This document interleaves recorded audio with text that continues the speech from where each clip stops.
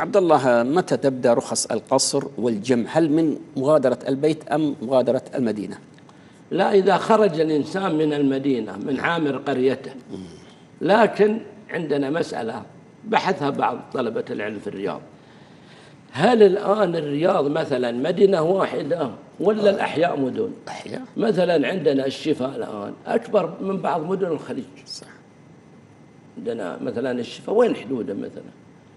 الاندراب. أنا أقول لك يعني، فهو من وادي حنيفة مثلا إلى دراب، ومن شو اسمه السويدي إلى الدار البيضاء، في يعني مدينة. بعض العلماء يقول إن الأحياء مدن، وبعضهم يقول لا يا أخي اصبر لين تخرج من المدينة والأمر سهل.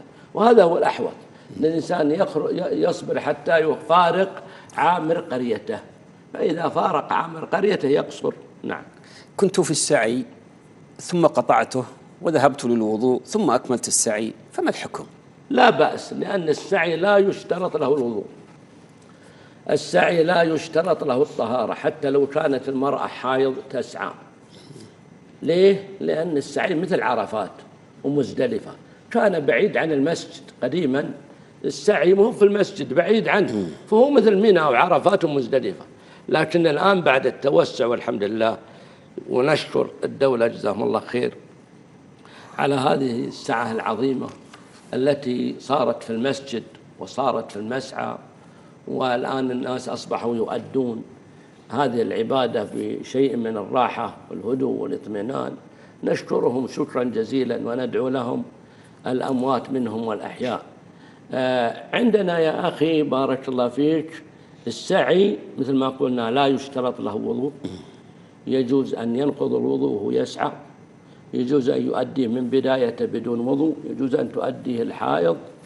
إذا أراد أن يقطع السعي ويروح يتوضأ ولا يقضي حاجته يجوز.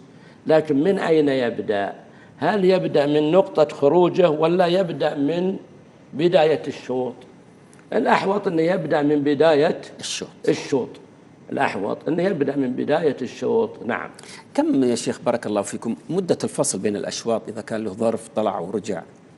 ورد أن بنت لابن عمر سمينة شوي دخلة، وكان يتعبها المشي، وأنها سعت في يومين.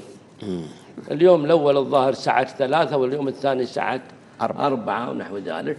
فيجوز يعني حتى لو قطع السعي وراح ورجد وتعبان وجاء وأكمل ما في شيء إن شاء الله.